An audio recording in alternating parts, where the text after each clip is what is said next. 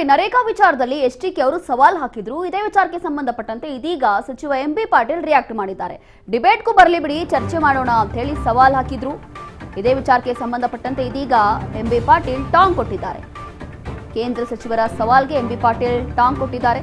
ನೀವು ಕುಮಾರಸ್ವಾಮಿ ಅವರಿಗೆ ಹೇಳ್ಬಿಡಿ, ನಮ್ಮ ಕಡೆಯಿಂದ ಪ್ರಿಯಾಂಕ್ ಖರ್ಗೆ ಸಾಕು, ಆಡಿಟೋರಿಯಂನಲ್ಲಿ ಎಲ್ಲರೂ ಕೂತ್ಕೊಳ್ಳೋಣ, ಮಾತಾಡೋಣ, ರಾಷ್ಟ್ರೀಯ ಮಾಧ್ಯಮಗಳು ಬರಲಿ, ರಾಜ್ಯದವರು ಬರಲಿ, ನಾನೇ ಪ್ರಿಯಾಂಕ್ ಖರ್ಗೆಯನ್ನ ಒಪ್ಪಿಸ್ತೀನಿ, ಅಲ್ಲಿ ಬಹಿರಂಗವಾಗಿ ಚರ್ಚೆ ಆಗಲಿದೆ. ಕುಮಾರಸ್ವಾಮಿಗೆ ಸಚಿವ ಎಂಬಿ ಪಾಟೀಲ್ ಇದೀಗ ಸವಾಲ್ ಹಾಕಿದ್ದಾರೆ.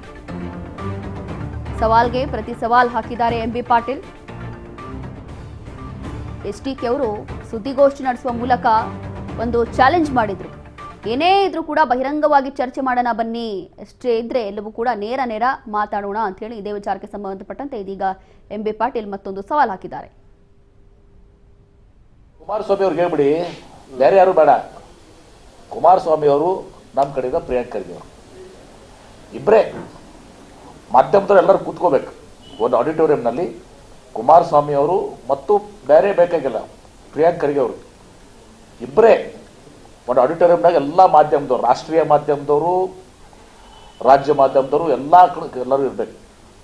ಚರ್ಚೆಗೆ ನಾನು ಪ್ರಿಯಾಂಕ್ ಖರ್ಗೆ ಅವ್ರನ್ನ ಒಪ್ಪಿಸ್ತೀನಿ, ಕುಮಾರಸ್ವಾಮಿ ಅವ್ರನ್ನ ಒಪ್ಪಿಸಿ, ಯಾವ್ದು ಬೇಕಾದ ಡೇಟ್ ಹೇಳಿ ನಾನು ಪ್ರಿಯಾಂಕ್ ಖರ್ಗೆ ಅವ್ರಿಗೆ ಹೇಳಿ ಡೇಟನ್ನು ಒಪ್ಪಿಸ್ಕೊಡ್ತೀನಿ. ಒಂಥರ ದೇಶದಲ್ಲಿ ಈ SIR ಒಂದು ಮುಂದಿಟ್ಕೊಂಡು ವಿರೋಧ ಪಕ್ಷದವರಿಗೆ ಎಲ್ಲೆಲ್ಲಿ ಸೋಲಿಸಬೇಕು ಅದ್ರ ಕಾರ್ಯಕ್ರಮ ಹಾಕಿದ್ದಾರೆ. ಅದಕ್ಕಾಗಿ ನಾವು ಮೊದಲಿಂದ ಹೇಳ್ತಾ ಇದ್ದೇವೆ, ರಾಹುಲ್ ಗಾಂಧಿನೂ ಕೂಡ ಮೊದಲಿಂದ ಹೇಳ್ತಾ ಇದ್ರು, ಇದು ಈಗಾಗಲೇ